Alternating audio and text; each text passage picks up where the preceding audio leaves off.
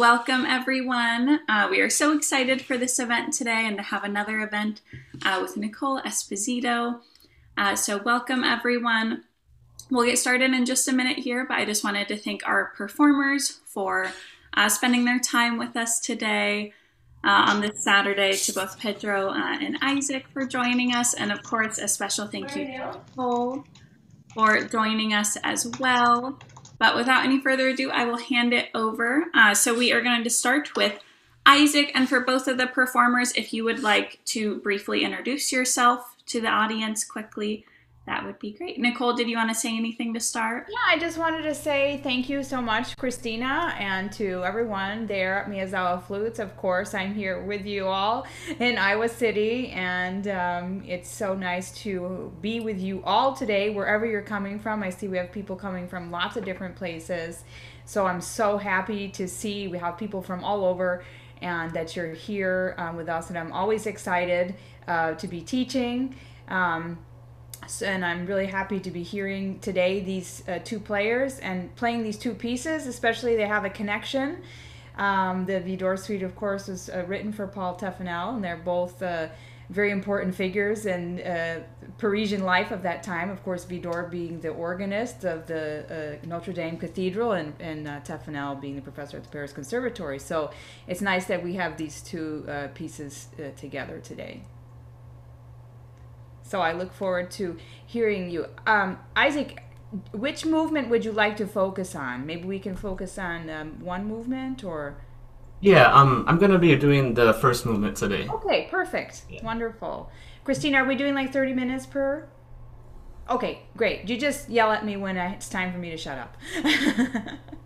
Okay, great. Okay, Isaac, take it away. All right.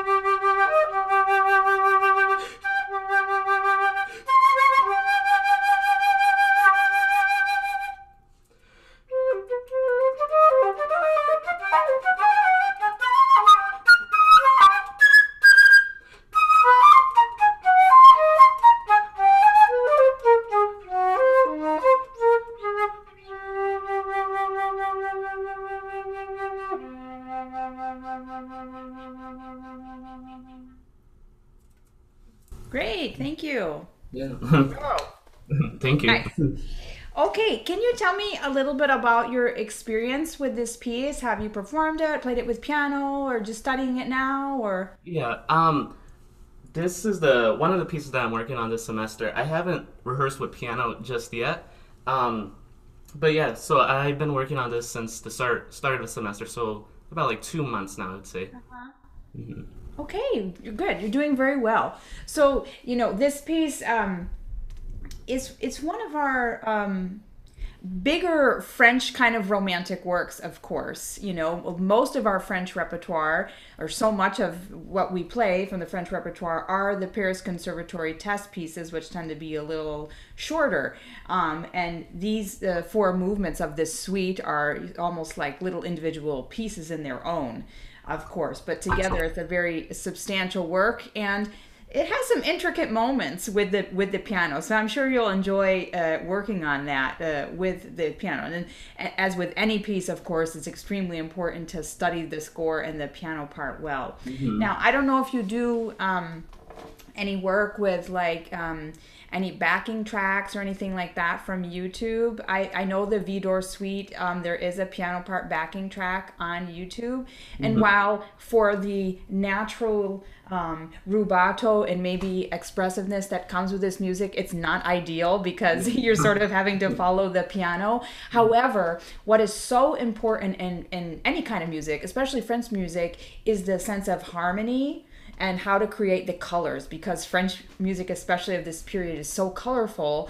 And I think that hearing the harmony as you practice will really inform how you need to be expressive through your sound. Great. So again, while it may not be ideal, not a whole lot these days is really ideal, right? So we have to take advantage of some resources that we have, and at least it's a reliable rhythm with all the right notes and everything like that. So it could be worse. So maybe that could be something as you're preparing at home you might experiment with to help you, so that when you do get with the real live person, which is so great to be able to do, you'll have an even better time with that.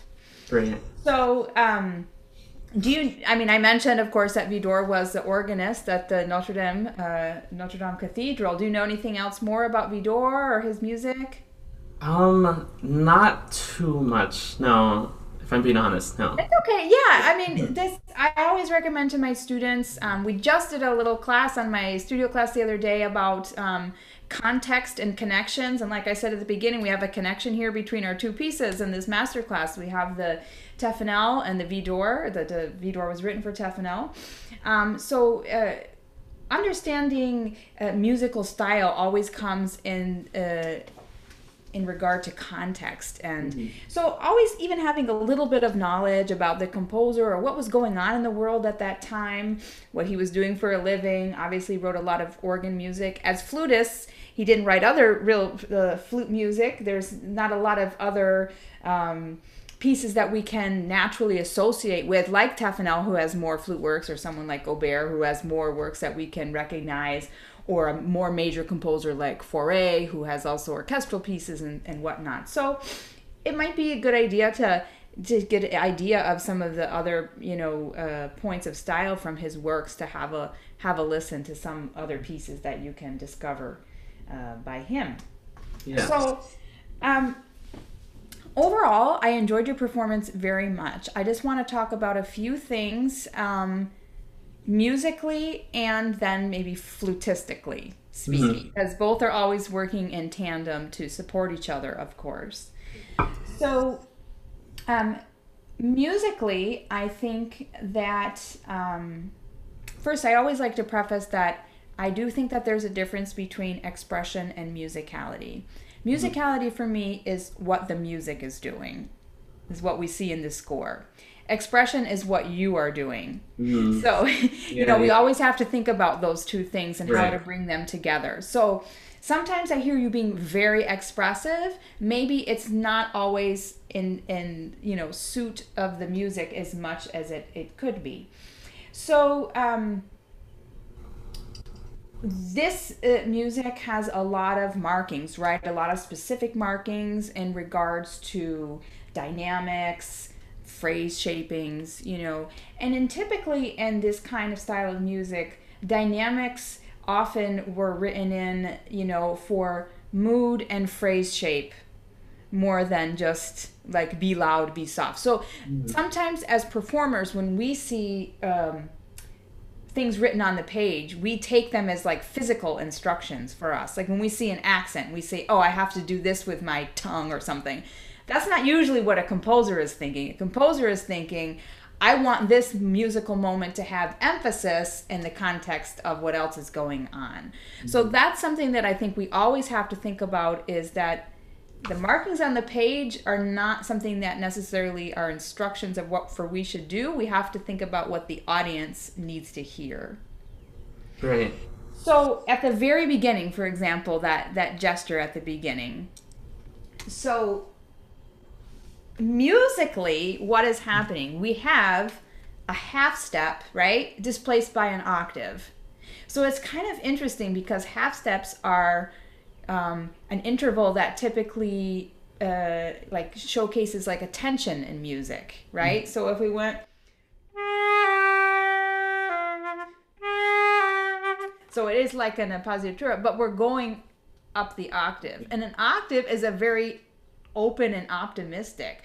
And so it's very interesting how we chose to use that interval like in that way, to use that kind of appoggiatura, leaning on that half step pitch, but going up the octave, right? And then it resolves to a whole step, which is a more friendly interval in that sense, right? So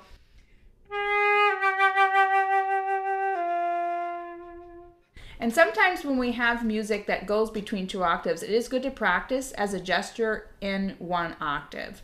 Because for me, maybe you overcomplicated that gesture a little bit.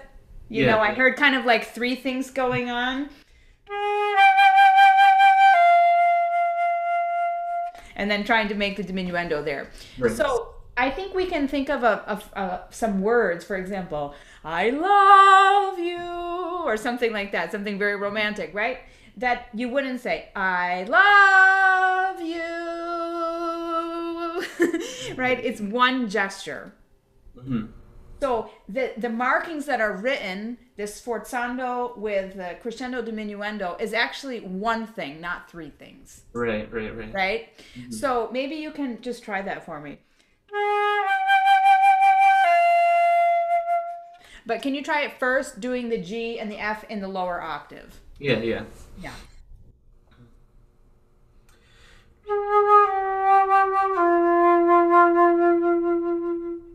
Great. Could we try it once without any vibrato? Yeah.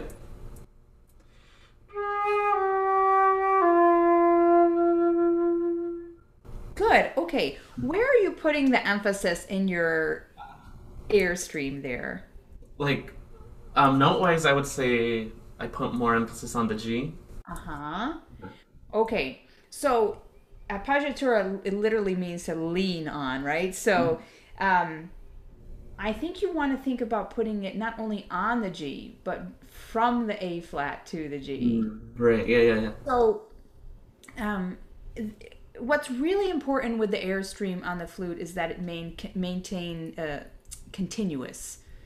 Not that you're using constantly a lot of air. So sometimes I hear a little bit like you're kind of pushing the air out.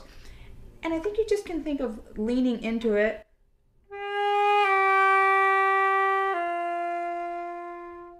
Sometimes we think when we're slurring that we're connecting just because we're not tonguing. Yeah. But you have to actually really make sure you're keeping the connection with your airstream. Mm-hmm.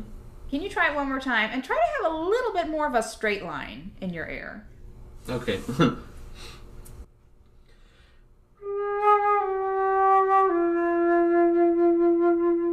Good, without any vibrato. I want to try no vibrato for now. Yeah, so if it's, you know what, I always say, well, there's an opportunity there. So if you're having trouble doing it, without vibrato, then there's opportunity to work on the airstream, independent of the vibrato, right? Right. Yeah. Mm-hmm. Do you do that much? No, I've definitely heard of that, but I think I could incorporate it a lot more. Yeah. Yes. Mm-hmm. Because what I'm hearing One of my students said a phrase once that I really thought was kind of funny. Is they were describing someone's vibrato, and they said that the sound and the vibrato sounded like they were put together in a separate laboratory and then, added to each other. So sometimes it sounds like your vibrato is becoming the sound, and you're using the vibrato as like a support mechanism. Yeah. So I think that you want to make sure, especially for the intonation, because ultimately vibrato is a change of pitch, right? Yeah. So in order to have a change of pitch, we have to know where the non-change of pitch is, which is the steady tone and steady airstream. Do you work with any like apps, like something like Tonal Energy or something like that? Have you heard of it? Yeah, I use Tonal. Great. Okay, I'm going to see if I can just pull that up really quick so I can show everybody. I'm going to try to do it one-handed, which is a little difficult. But this is a great way you can work on your vibrato, giving a straight tone and then seeing how your vibrato stays in the center of that pitch.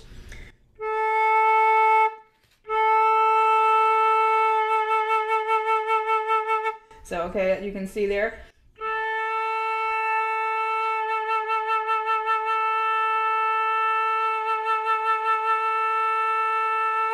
So you could hear how when I held a straight tone, it stayed on the line, right? And then when I vibrated, the smiley face remained because I was still in tune with my vibrato, okay? What I'm hearing with you is a little bit like this.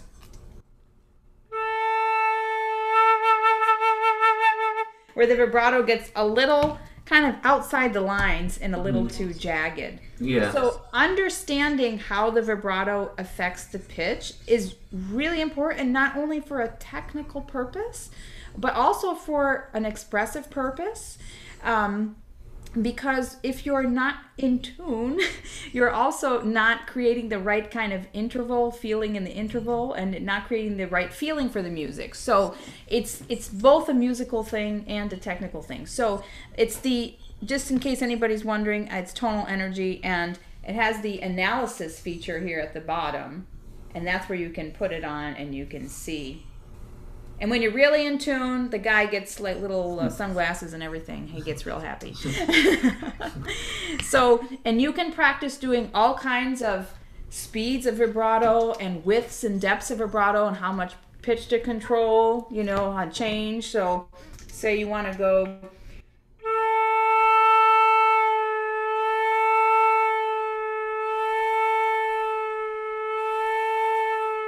See, I'm making big, slow waves, but I'm always going back to the line, if you could see that.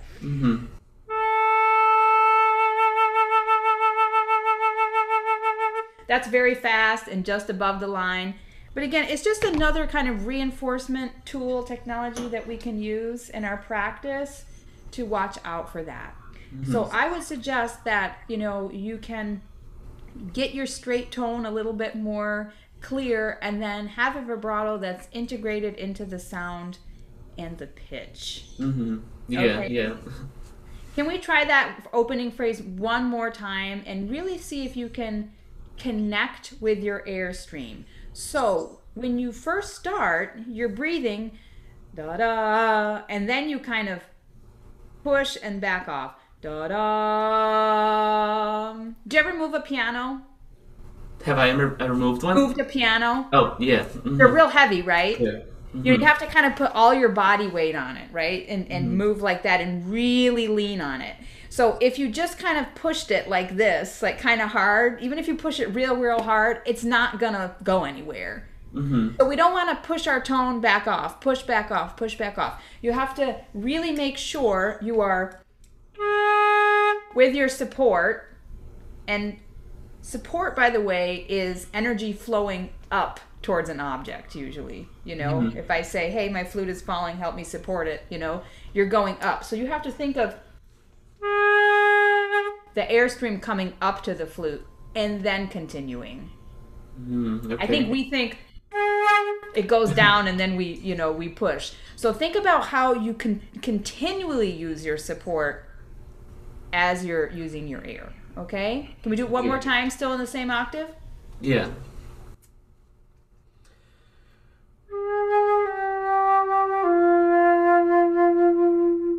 That's really great. That was already better. Already better. Now you're still, of course, your vibrato wants to come out, and that's okay. I think in any case, that's an opportunity again where we go, geez, I guess I don't have as much control over that as I maybe thought I did, right? Mm-hmm. So that's just something that I would recommend. Can we try it now and doing it as written? Yeah. Mm-hmm.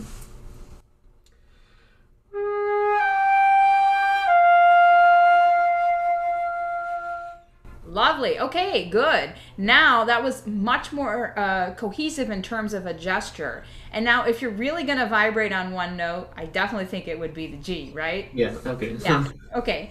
Can we try it now? Okay, yeah.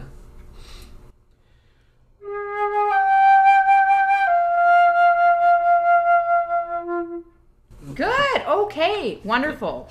Now you had a little bit of an issue making a diminuendo, right? Yeah. The note sort of fell away a little bit. Yeah. Mm-hmm. Diminuendos are my favorite thing to do. By the way, we think we wow people with our loud playing on the flute, but when you really can play soft and draw people in, that's when they usually get real excited more than you think. So, what needs to happen for you when you make a diminuendo, do you think, to make that effective? I think while you get softer, it's still maintaining like that constant airstream and like support, you know? Mm-hmm. Mm-hmm. Yeah. Essentially, you are making like a small, beautiful object, right? Mm-hmm.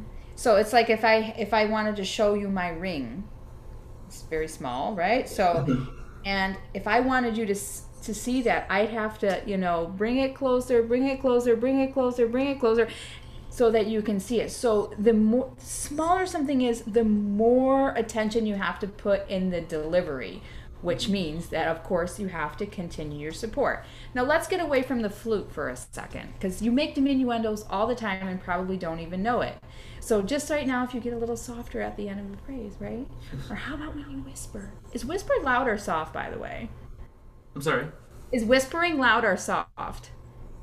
Soft? It is, but you have to do it loud if you want someone to hear you. That's the thing about whispering, right? Right. Okay, so can you whisper for me and see where you're supporting? Oh, me? Yeah. Whisper. Oh, I feel like I forgot how to whisper. Yeah. Right?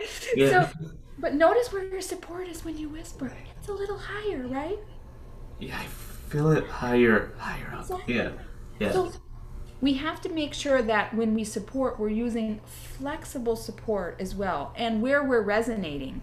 So when we play louder, we're using more space in our body to resonate. When we play softer, we're using less space. It's like thinking of the sound literally coming up into your imagination, and that's where we want it to go, is when we make a diminuendo, is in the imagination of the listener, right? Mm-hmm. Because we don't want the sound to die. We want the sound to live in their minds and hearts, and that's what will make them really attracted to the sound. So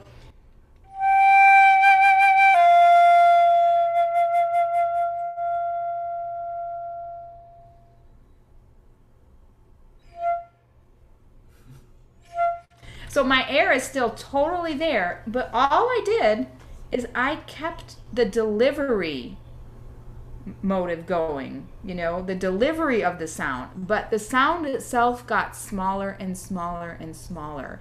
So it got smaller, just like I would make it smaller if I were speaking. I'm changing. Right? So I'm just changing my resonance, where I'm resonating. So different people call it different things. I know Payut says something about the wasabi spot in between the eyes. You can think about bringing it there. Another thing I like to think about is like watching an airplane take off from the ground, right? If you're watching an airplane, right, it picks up speed and starts to ascend, just like your air you want to do when you're making a diminuendo. But as the airplane gets further and further up in the sky, higher in the sky, from your perspective, it's getting smaller, right? Right. Mm-hmm. But is it getting smaller? No. No. So that's how we want to think about the sound, that we're creating a perspective that the sound is going away, but it's still there, Mm-hmm.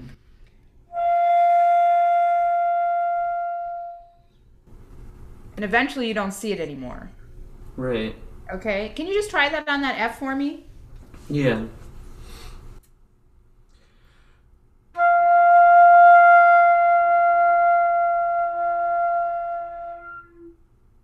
Pretty good, pretty good. Now, you only have to make sure that you're keeping your air on target right where you're blowing when you start, okay? Mm-hmm.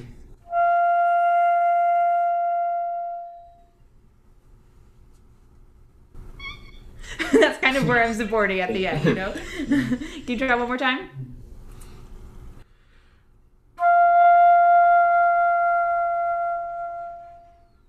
Much better. Yeah, I felt it. So much better. Okay, so I'm spending time on this because I think it's so important, especially in French music and this romantic or impressionistic music. Being able to make beautiful diminuendos is really super important, and it's important in any kind of music, but especially this kind of music, to get that soft color. So I think that if you can work with that flexibility of where you're resonating and support, and making sure you keep the air as the delivery mode going. Okay, so I know we just have like a few more minutes, so I just want to speak very briefly about your overall interpretation, which I think is pretty good. I appreciate that you are playing this truly moderato. There is a tendency sometimes, because it is very lyrical and romantic, to let it drag or get behind. So I do think that you are playing a nice flowing moderato tempo. You also don't want it to be too quick. Right. Especially because we have the second movement right after, which is quite quick, and we want to create that contrast.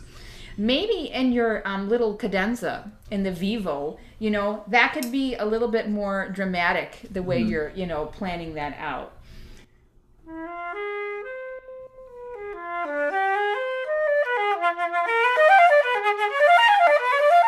Now, I didn't mean to hold that first note so long, but I was just talking about the phrasing and how you might, think of phrasing that. So maybe, because I know it's vivo, but you might want to start a little slower.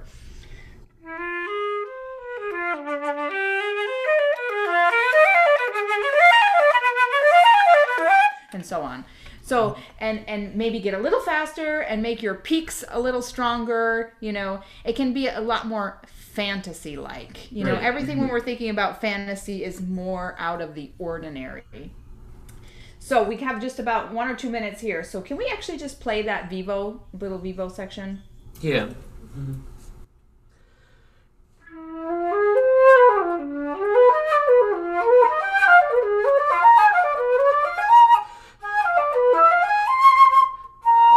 Okay, so I think you definitely kind of have an idea of the contour that you want, but maybe not as clear like how you're doing it. You're doing it a little bit with timing, like on the peak note. Maybe you can think about the wave, structure. French composers, they live by the sea, so they're thinking about waves. Of course, we have Debussy, La Mer, right? So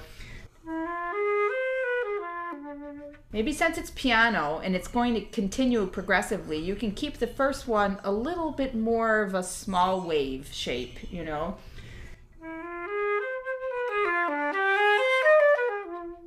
And the second one, maybe you can go faster over the wave, So I think you have the idea of what needs to happen, but you might have not thought as thoroughly about how you're going to make it happen. So I think you can do it with a combination of the sound, the dynamic, but how you're creating that shape with the timing, and then the overall sense of the wave.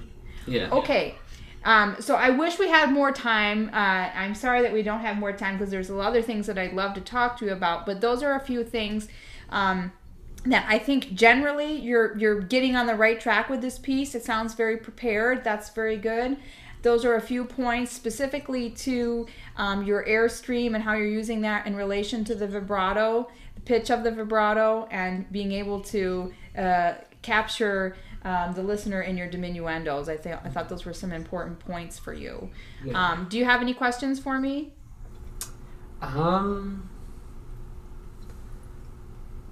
I don't think so. No. Okay, Yeah. that's fine. That's Yeah. fine. If you think of any, you can Yeah. chat or something like that. But Okay. it was wonderful to hear you. I hope you enjoyed playing this with piano when you get the chance. Yeah. Thank you so much. Yeah. Okay, bravo. Take care. Thank you. Wonderful. Thank you, Isaac.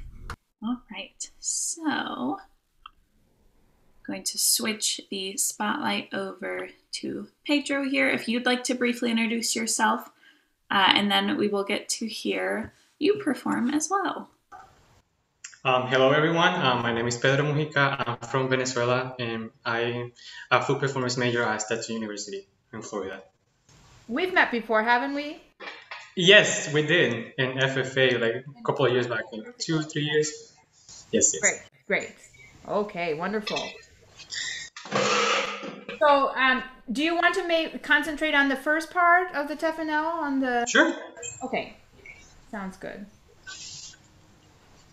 I might stop you when it goes back to the after the Poco Piumoso section. When it goes back to the recap, I might stop you there. Okay. Just so we have a little bit more time to work, if that's okay. Perfect. Great.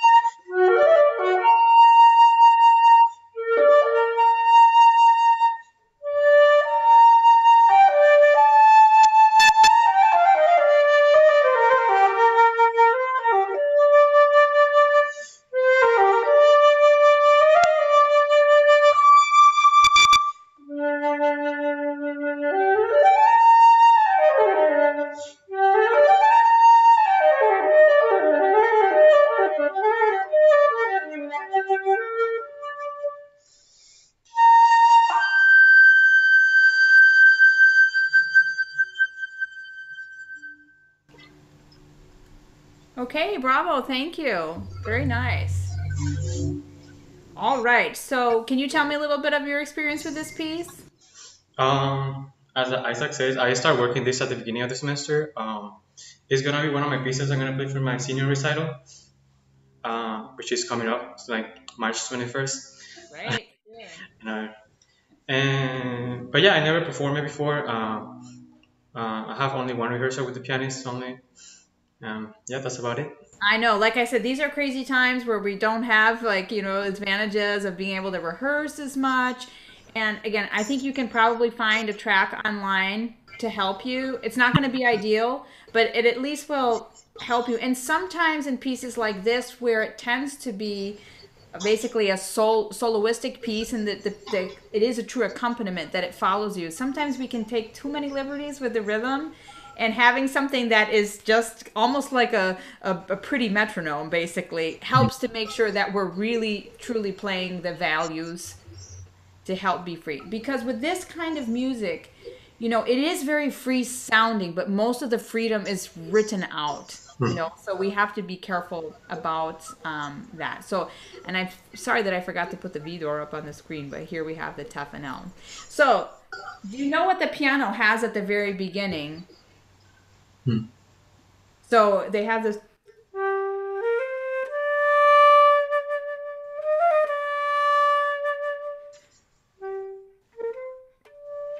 dotted rhythm, right, that we have later on in the piece a lot.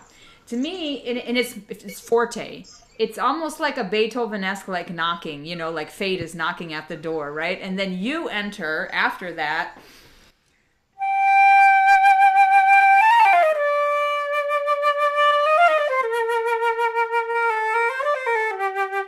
So I think you can it's almost like a crying or a pleading or some kind of very dramatic gesture here, So one thing that's really important to know is, and I don't have the piano score there, but the piano, when you go to your first entrance, the piano enters on the second eighth note. So you play bum, bum, bum, and your tied note is with the piano chord. So it's really important that you feel the tied note as well musically, because you want to make sure that you settle with the piano chord there. That's something really important. Okay, can we try from the very beginning one more time? Mm-hmm.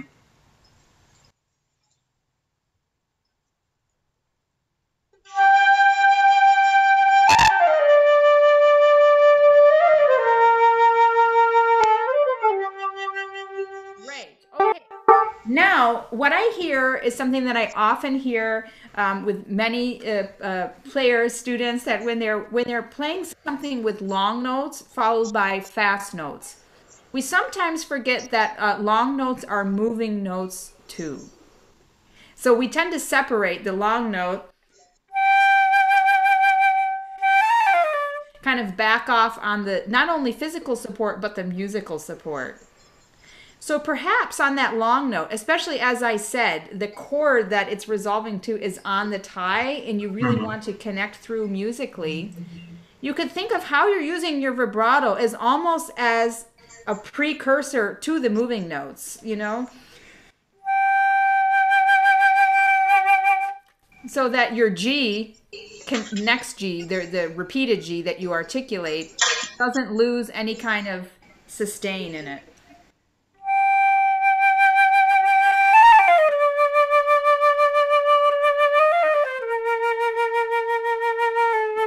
Now I'm holding them longer so you can hear it. But even though I'm articulating, I'm still playing with my air and my vibrato like I'm not. Does that make sense? Mm-hmm. I think that will give you more of the feeling of forte, which is strong, not loud, right? Strong throughout that whole entire first phrase. Can we try that? Mm-hmm.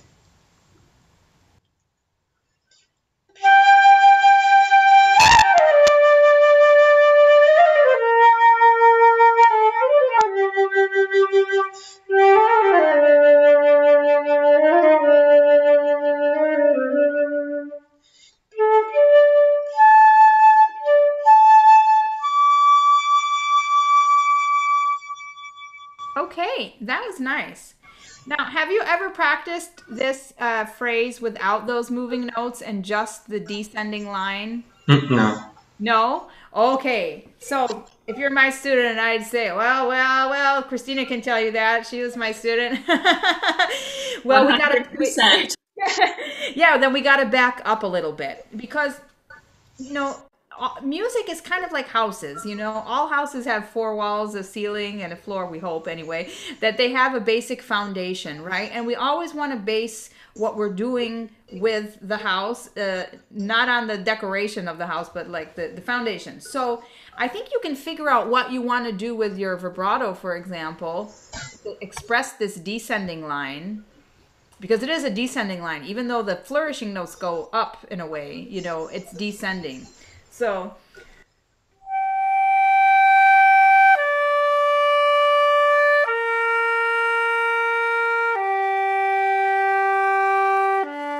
that's without any vibrato. Just as we were working, I would work on it with no vibrato. So I would work on your descending line and how you want to plan the vibrato through that.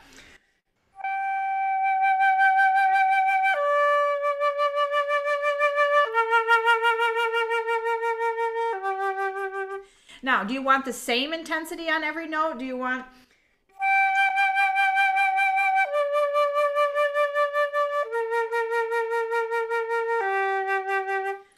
That's not saying a whole lot, right? It's a little stuck.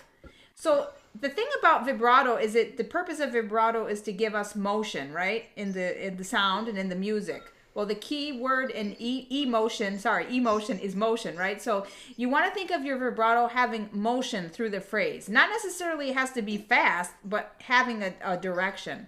So can we just try that G minor chord descending, the G, D, B flat, G down to D? And think about how you're connecting down the line with your vibrato.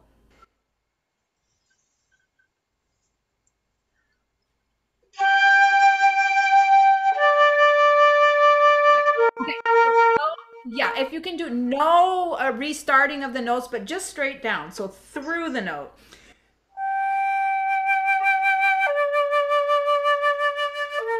No rearticulation, just a big slur down.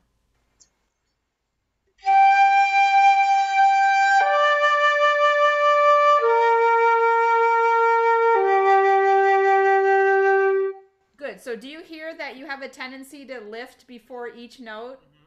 Okay, so when you if you're like rolling down a hill, do you stop somewhere in the middle and kind of lift and then, no, that goes against nature, right? So we just go in one direction. So see if you can just go straight down like you're rolling down a hill.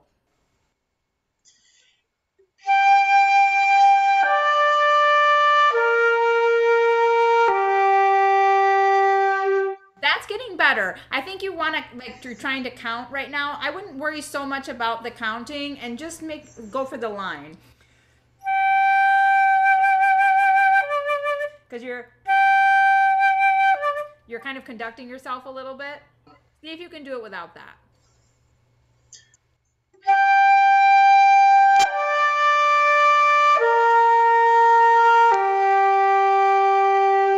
Good. Okay. So you have a little trouble doing it without giving yourself the upbeat to change the note. So a great exercise for that, you know, you can stand, I'll stand, and you can do something like...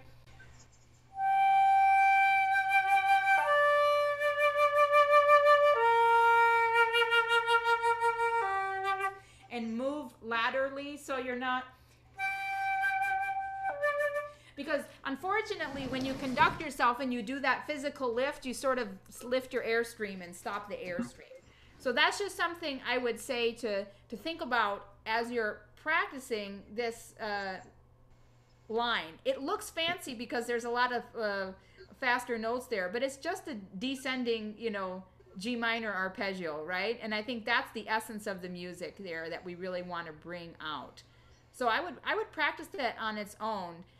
To think about what you're doing with your vibrato.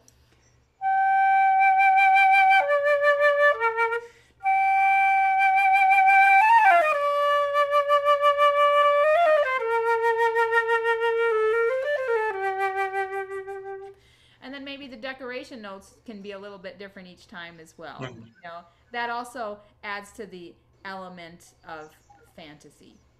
So that's something that I would say to watch out for in this opening.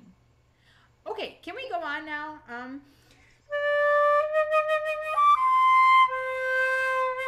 To this section here?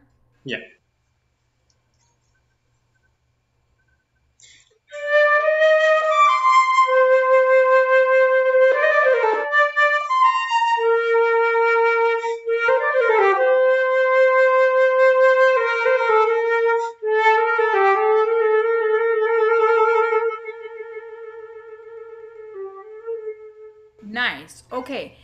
I would say just be very careful of your rhythmic values. Sometimes you're cheating the long notes just a little bit, which could be problematic, for the piano there. So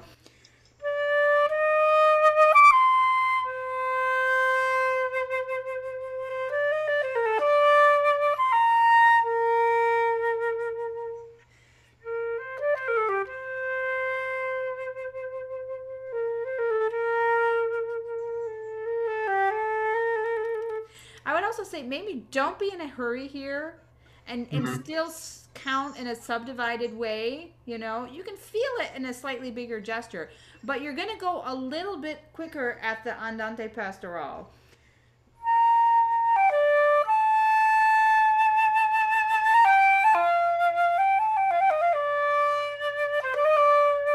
So that section you just played, the pickup there to the 9/8, is still introduction material. Okay. So I would say don't rush through it. We're going to expand on it here in a little bit, so we want it to be nice and clear. Can you do it one more time? Mm-hmm.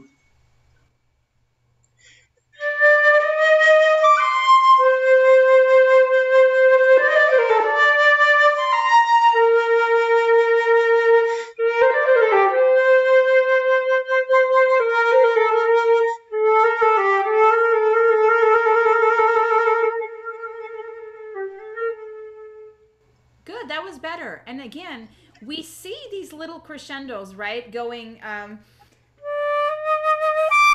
it looks like it's a crescendo to the top notes, but it's actually not. It's a crescendo in the descending line. It's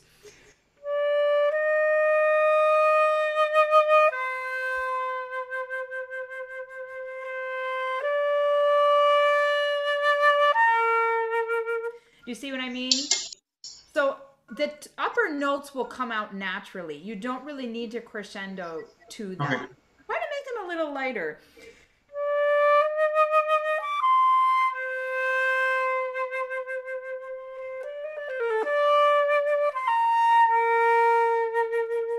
So we feel the natural structure a little bit more. Can you do it one more time? Your values are really good now.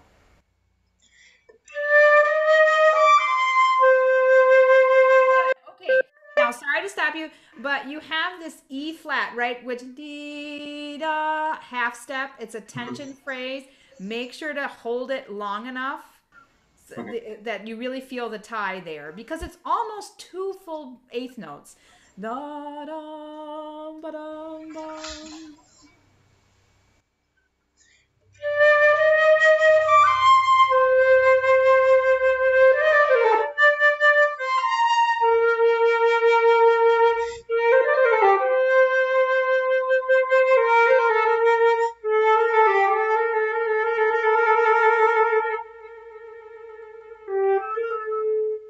Very nice. Good. Getting better. So just make sure that you really think exactly how long those ties are. You sort of touch the beat that it ties into, but you want to make sure you're counting all the way through and holding it full value. Okay. All right, let's go on now to the Andante Pastoral.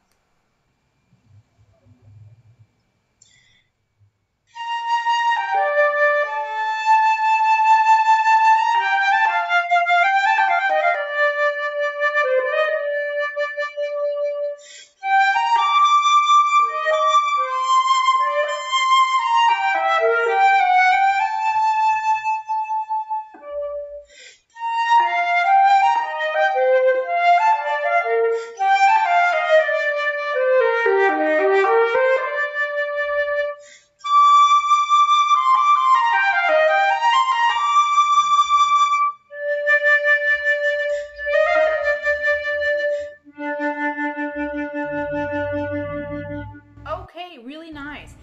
I would say the same thing here. Be sure to practice the skeleton. You'll realize that the music is actually quite simple.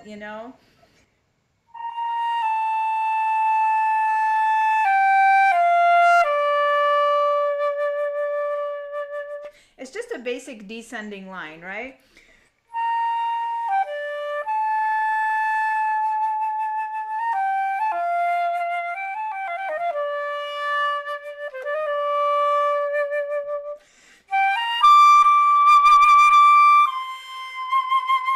right?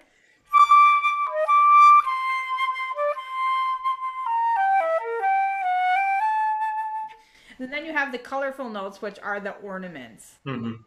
So I would say try to be more melodic in the sense that you're sustaining a longer line through the basic line, you know, the skeleton line, and let the filler notes, the decoration notes, which are essentially ornaments, if they can be a little lighter. So not all notes are melodic, if you know what I mean. So Mm-hmm.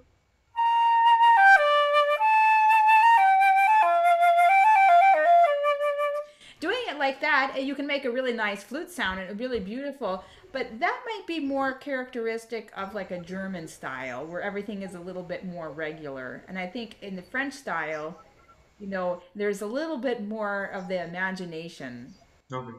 aspect, if that makes sense. So can you try that for me one more time and see if you Mhm. can make more line through the main descending line while making the moving notes a little lighter?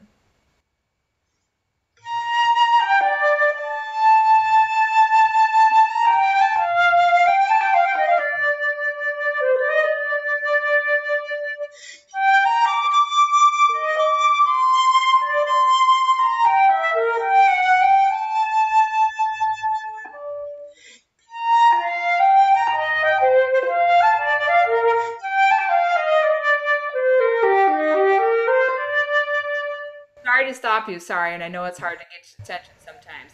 And then here we go into major, right? This little descending thing here. Mhm. So maybe even the way you treat the rhythm, the dotted notes could be even a little bit more dotted to reflect the harmony changing to major there.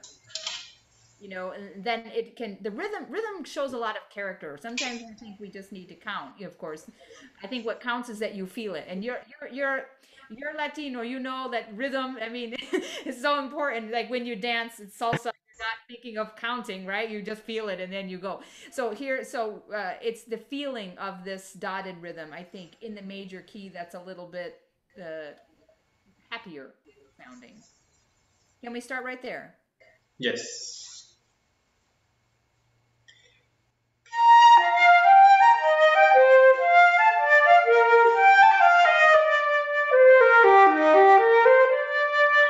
Good. Okay. I would make, for example, like on the oops, sorry, my flute got caught in my ear. Make the G, the vibrato, a little bit more like quick, you know. I don't know if you practice like vibrato on short notes. I mean, this is kind of a short note in the sense that we're not on it for very long, you know. But if you're playing like a scale,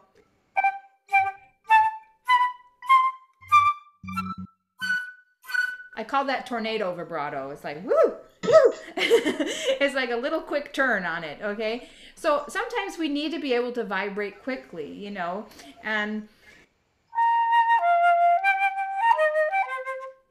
we want it to be a little bit light and sort of upbeat there. And I still think you can make the dotted rhythm, the 30-second note, a little later, and that will make it more light sounding, you know.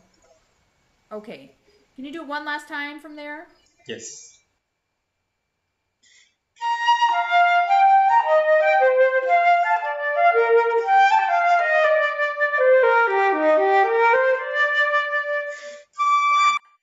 Okay, that's better. Now, the only little thing you need to add to it is maybe be careful not to accent the third beat because there's a diminuendo. So, but being a little lighter there. Now, I know because we don't have too much time, I just want to mention a couple important points stylistically and rhythmically. In the next section here, you have a lot of hemiolas, Mhm. you know, and I think you want to be really careful about the rhythm there, you know.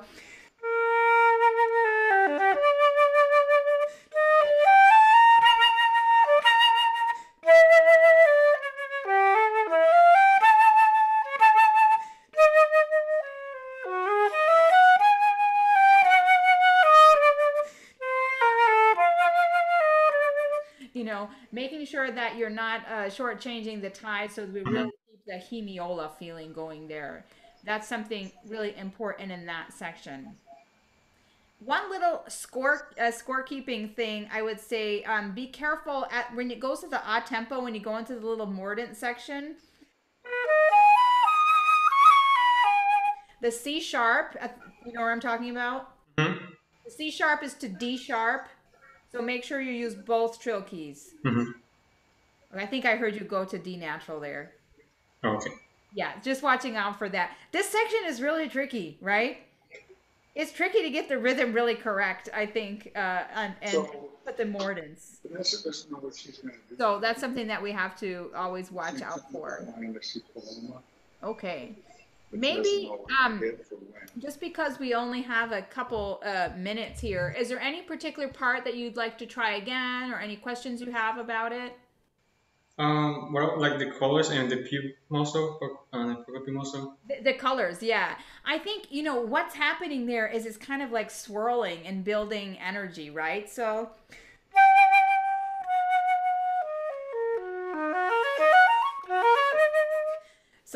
how you're moving through those scales, I think, feeling it now in a bigger beat, have a little bit, you have to think a little bit less about the subdivision in that sense, musically, and feeling it in a bigger beat. So here I would say you want that tenuto to be like a surprise, like you're turning around and something catches your attention, and then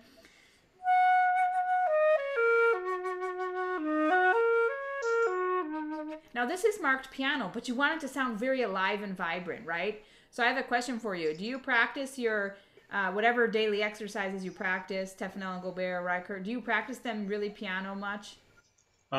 Sometimes, not all the time. Not all the I time. know these are daily exercises, but no, I don't. Yeah, pretty much every flute player, if they're real honest, will say that they tend to practice them more on the loud end.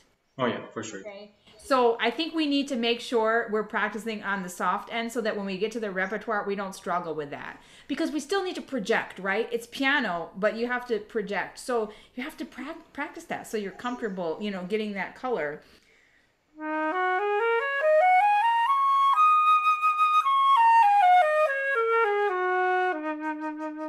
So I'm playing, sometimes when I play for my students, I ask a question and they do it and I do it. I say, who's louder and who's softer? And the answer is always me.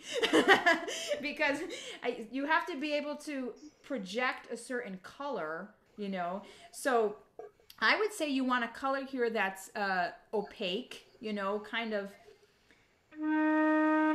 maybe something like ooh, like in the mouth,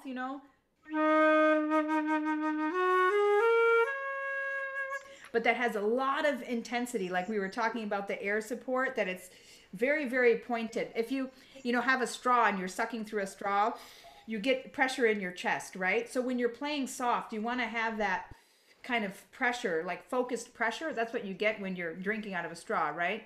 That's the kind of thing, but with a color that's kind of open.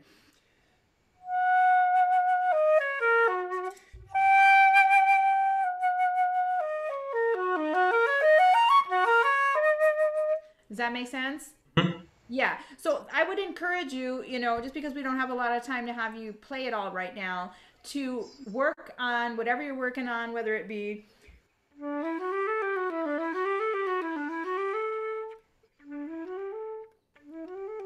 by the way, to really tell if you have your technique and fingers and everything really clear, if you do it soft and you can hear every note, then you know it's there. So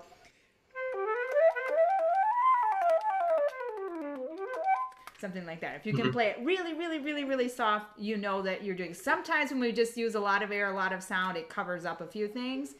So I always recommend practicing technique on the soft end, especially if you want to have that kind of mastery of the colors when you get to this French repertoire that does have more technical sections in piano dynamics.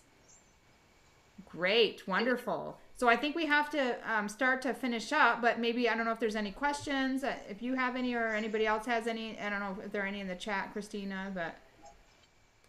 Not at the moment, but I just set a reminder in case there is. Okay. For everyone. Professor Esposito, for the Expertino, like, I know it marks 116, and I have practiced at 116. Sometimes songs really like rush and like really like compress. So I don't know if if you played this before, like Yeah, you I think that's different. probably an editing marking. Sometimes when we have these tempo, they're suggestions, you know. I think the suggestion is to make sure you're feeling the subdivision at a moving tempo, but I don't think adhering exactly to 116 is completely necessary, you know.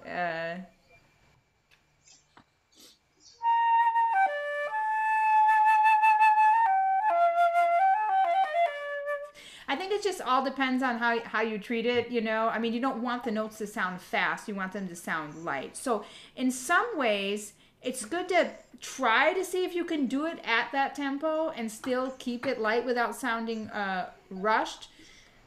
But in the end, you have to understand that that's a kind of a guide, you know, Hmm. and it doesn't have to be necessarily exactly that number to create that atmosphere. Yeah, Thank you. sure. Nice to hear you. Thank you. Thank you, Pedro. Thank you for playing so beautifully. So I just see that there's a question about improving sound in the low register. Well, um, I think one of the biggest ways to improve sound in the low register is not to neglect your middle register. We all worry about the low register on the flute, and we all worry about the high register on the flute. Nobody really worries about the middle register, but the middle register on the flute is kind of the most uninteresting and dull register, and we tend to neglect it. So if the middle register is not secure, also, you're going to have a harder time getting the low register to be nice and full and secure. So ultimately, there are a few different issues. You know, I think it's managing where you're resonating again and finding volume in your sound. So if you're playing in the low register, you have to make sure that you're resonating also lower in your body. So I'm really trying to feel a big volume in my resonance, not necessarily blowing a lot more air. The other thing I think we have to think is, remember, as I said, we're supporting up to the flute. So sometimes in the low register, we tend to try to blow down to the flute too much. And we end up sort of squashing the sound or biting down on it. It's sort of similar to a clarinet player biting down on the reed. So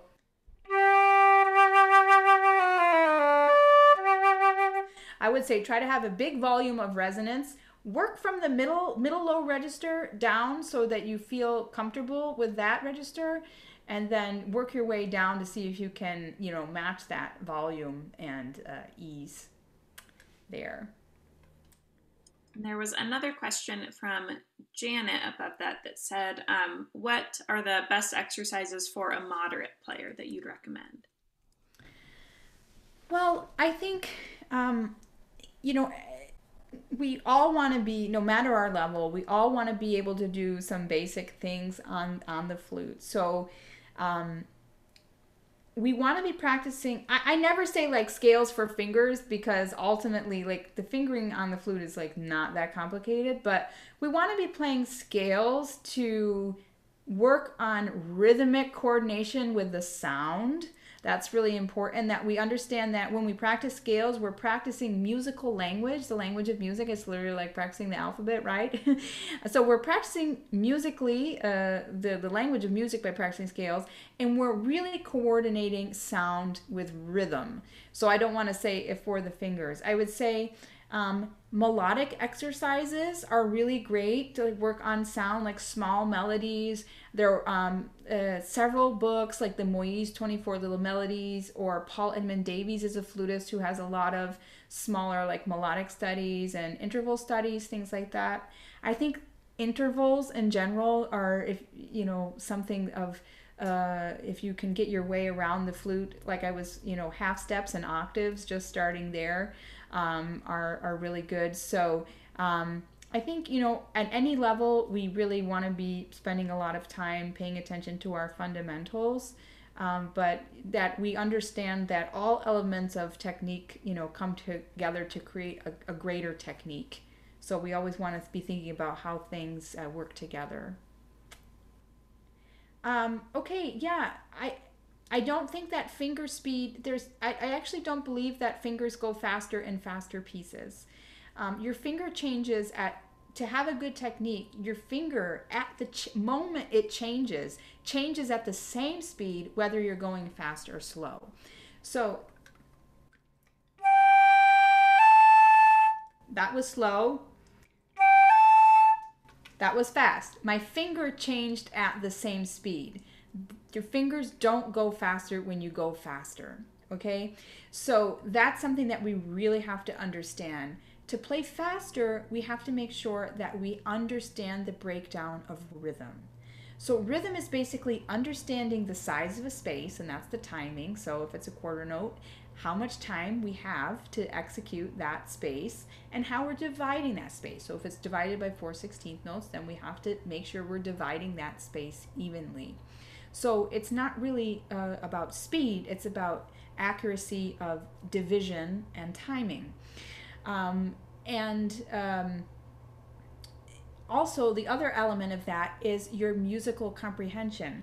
Most of the time when we have trouble playing something fast, it's not actually the skill and it's not actually the fingers, it's our comprehension level. Are we able to hear it at that speed? Are we able to see and hear it at the same time at that speed?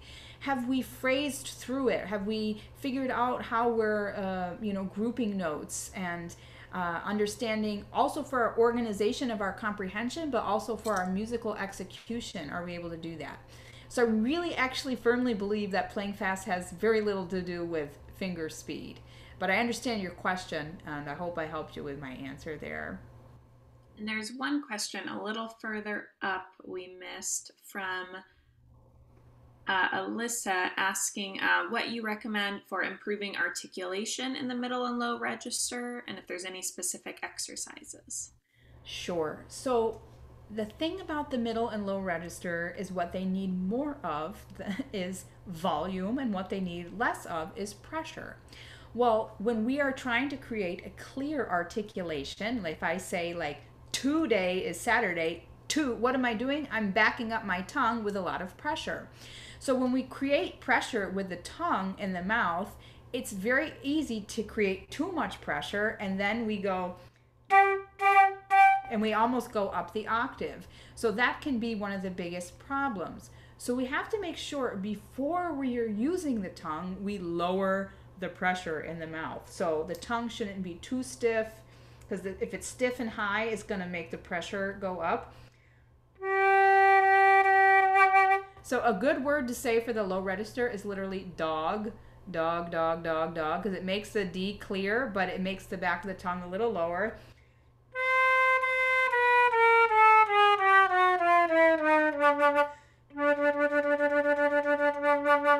And we also have to recognize that what we're trying to project in any articulation is not the articulation. It's the sound. The articulation is just a frame of the sound.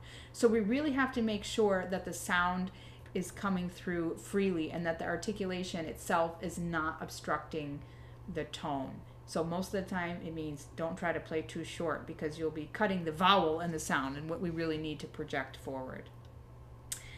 Okay, I think we have a question also from Joshua.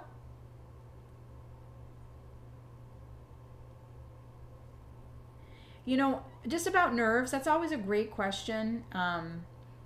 Especially now, right? We're not interacting with people as much. And it's just, you get nervous doing things you might even not have ever gotten nervous doing before, just because we're doing it a little less.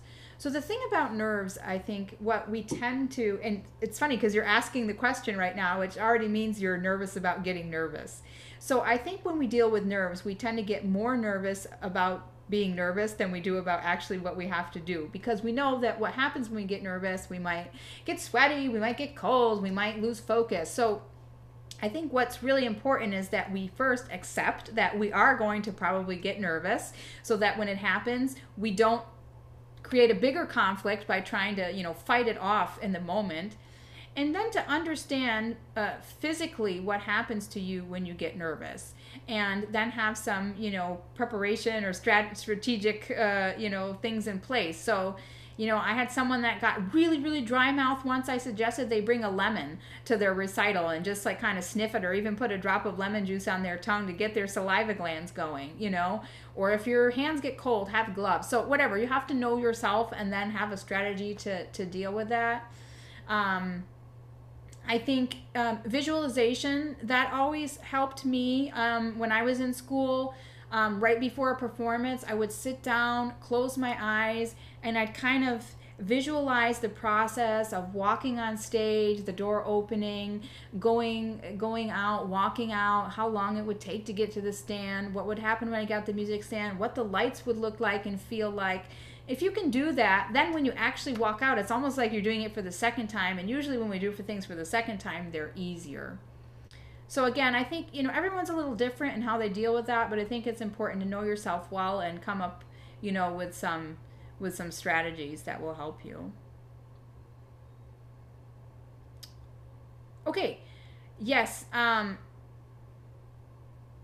Yeah, it's hard to play with dynamics without vibrato. Well, I think that's, again, what I love about the tonal energy is I like to think of sound as a sphere, okay?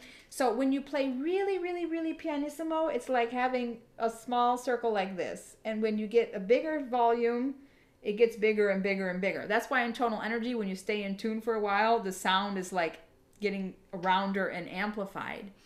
So I think you have to understand that there's the dimension of the size of the sound. So if this is pianissimo,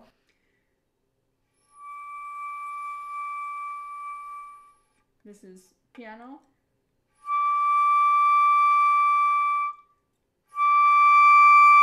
mezzo piano, mezzo forte,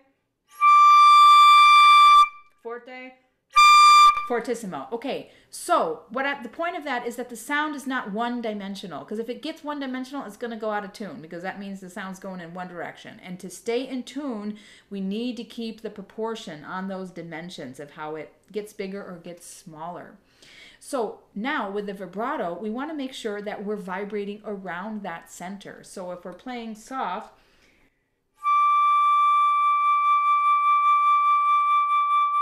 or a little bigger,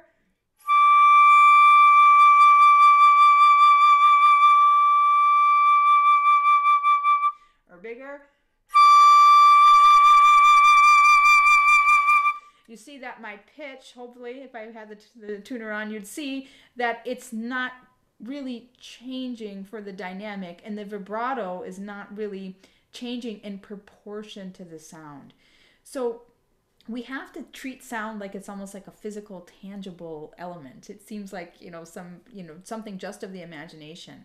But if you can try to visualize your sound like that sphere, and almost imagine like your vibrato is like Saturn's rings or something going around it, and how it would vibrate that way. And then, the perspective, as we were talking on the sound, could be smaller or could be bigger, but that the way it's vibrating around that should stay the same. So most of that is dealing with understanding how much fluctuation you have in the pitch, whether you make it above the pitch, below the pitch, and how wide above and how wide below, and then how many revolutions you're doing in the kind of the spin of the vibrato. So that's a little bit more complex subject. We probably could take a whole class to talk about, but and yes, that is a little freak around my head joint.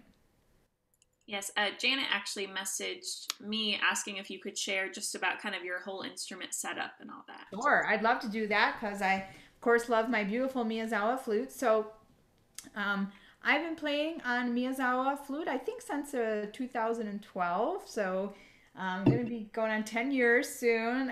It's a beautiful 14 karat gold, all solid 14 karat gold flute. You can see it has also engravement on the keys, which is lovely. And my head joint is an MZ10 cut with a platinum riser. And I do play with the Lafrique, and this is a 24 karat, solid 24 karat gold Lafrique. So, and I have inline G, no C sharp trill key. I do have a split E. I don't have any rollers because that my finger gets caught on that. But I'm not too fussy about extra stuff, I guess. So I just kind of go with whatever it has. But it was a nice flute and I liked it. So that's why I got it. But I love my flute. It's a beautiful instrument.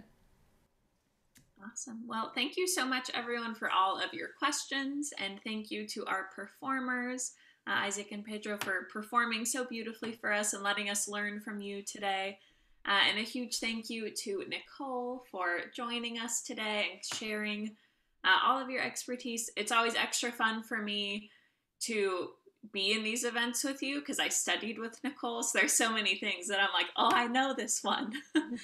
But there's so much where it's fun to kind of revisit that and, you know, kind of get to reevaluate all those things within my own playing. And there are so many of these things that I still use all the time and that I use in my own teaching. And just once it, you know, they're so valuable that if you really ingrain it in yourself, it really helps so much in the long run.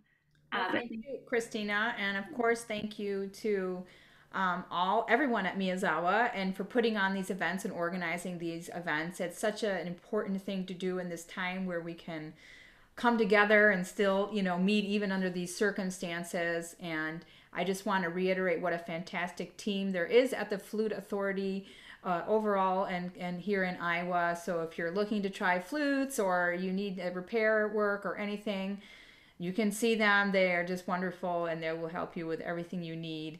And thank you both to Isaac and Pedro for playing today. It was really nice to hear you both. And I hope to hear you sometime in person when we can do that. If not, we'll meet online somewhere again, I'm sure. And to everyone that's been here watching today, thank you for coming and participating and take advantage of all these great events that are going on. Awesome. Well, thank you, everyone. I hope you have a great rest of your weekend. I hope this was a great start to it. And we hope to see you soon, again, hopefully in person. But if not, we'll definitely have more virtual events until we can do that again. Great. So, thank you so much, Christina. Thank you. Thank you, Nicole. Okay. Bye, everyone. Bye-bye.